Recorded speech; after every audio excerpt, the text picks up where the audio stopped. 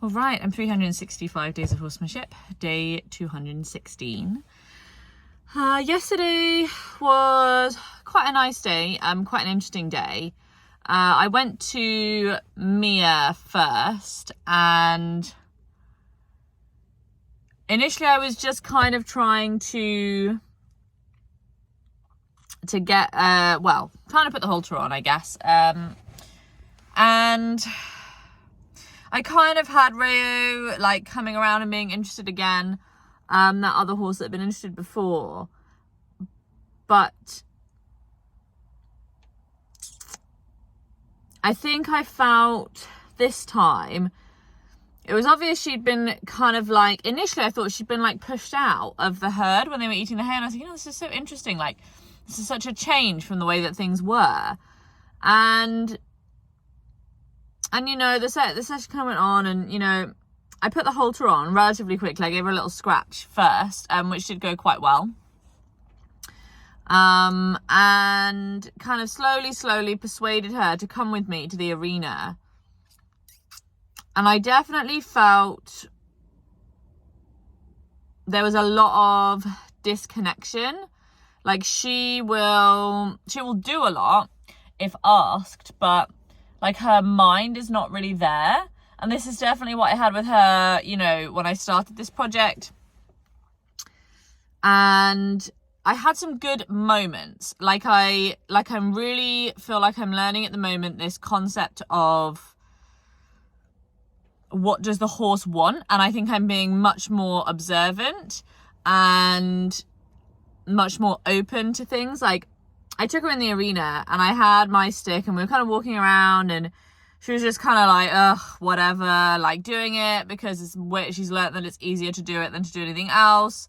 But I just really felt like the more, like sometimes with Lawrence, like if you put a little extra pressure on him, like if it's in a good way or he's in a good place, like he'll feel better after that, and he'll be more interested, because it's easy then to come back and he'll then want to connect with you. Whereas with Mia, like if you put more pressure on her, like she just gets more annoyed. So we kind of walked around for a bit, but the energy was really off, and I didn't want to like send her off somewhere because the ground's obviously really hard and uneven, and she wouldn't have been warmed up properly to do anything like that when it's like -1, And she stood over by the barrels, and she's looking around, like sniffing the barrels, sniffing on the floor. So I came right up where she was and started looking at all the things that she was looking at. And that really piqued her curiosity, that she really was like, oh, okay, like you're interested in this thing. And I think it's about this, like, for me, mentally, it felt like a shift in my prioritization of the value I was putting onto that. Because I was thinking, well, what a pointless thing to be doing. Like, what's the point? She's just sniffing things. What's the point? Because to me, I know what that is. I have no curiosity about it. But actually what I should be doing is being curious with her rather than squashing her curiosity because it's something I already know about. And not like having any, like really just being open, like, okay, well, my horse doesn't want to be doing what I'm doing right now. What do they want to do? And looking at what they're actually doing and being like, okay, well, what they're actually doing is clearly what they want to do. Can I get involved with that? Can we do that thing that they're doing now together? And so I was like, brushing on like the top of the barrels and making like a funny noise on the ice. And she was quite interested in that, like had a bit of licking and chewing there. So that was all good. And yeah, and then I, went to, had to go and get her, like went away to get the halter and had to come all the way back, which I was hoping, she might come when she heard the gate open, but she didn't. So I went back to get her, and that kind of all went okay. And I felt like she was a little bit more connected at the end of the session based off of that sort of few moments that we'd had.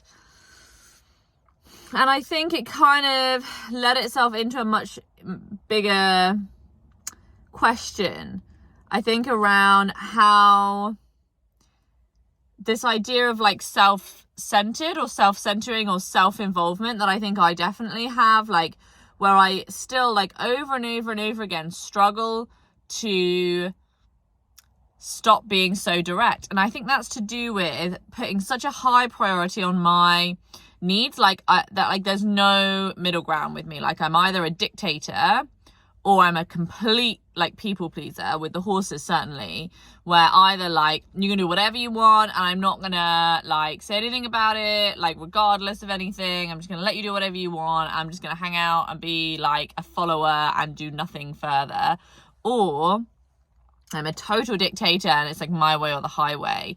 I don't think I put physically that much pressure on them, but I think I put quite a lot of psychological pressure on them because my intention is very strong and very like direct and very stubborn in that way. And that really got me thinking about that. And yeah, definitely I think it's so difficult to know how to have goals when you're trying to be passive, what your goals really are. I think I met with like the study group from Elsa's course last night, and one of the ladies on there said something quite interesting about how she's trying now to not be in flow as often, and be supportive more. And I think that maybe there's something in that, like definitely it's a balance because you want to give them the flow. I definitely find this with Mia, like I want to give her the flow so that she feels like, that like she knows what the good feeling is.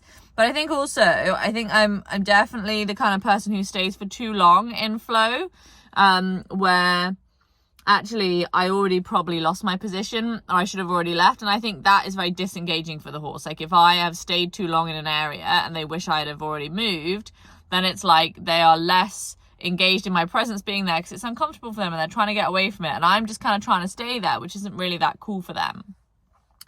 So that's something I think I'm going to bring into today's session. The other thing I think I want to bring in is I also watched, there's a guy I watch on Facebook actually, Luke Thomas Horsezenship, who's also doing like a 365 days project. And I watched one of his videos today, which I thought was really interesting, where he talks about how he does quite a lot, especially with young horses, he works with quite a lot of young horses. He does quite a lot of like stimulation of the lick and chew, or like of stress release generally, but usually through stimulating a lick and chew, whether that be like opening the mouth or like covering a nostril or whatever, just to like trigger them to lick and chew in the appropriate places. And the goal is obviously that over time that becomes automatic and they're doing it for themselves. But I think it's really interesting. I think especially with Mia, I think that could be quite an interesting tool to start using as part of the supportive leadership. Like, can I like, stick my finger in your mouth, whatever, like,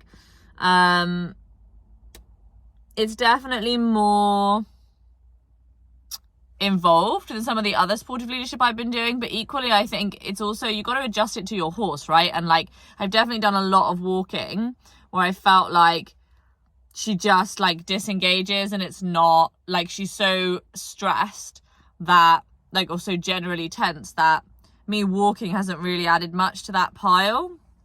Whereas I think if I can get involved and really do something positive, then that will build that curiosity about me as well. So those are some things I'm going to try today, kind of see how it goes. I'm not going to try and halter either of them because Lawrence wasn't really interested in yesterday and neither was Mia. And I think that I could really feel from them both like a desire to just reconnect. So that's really kind of what I want to focus on today. So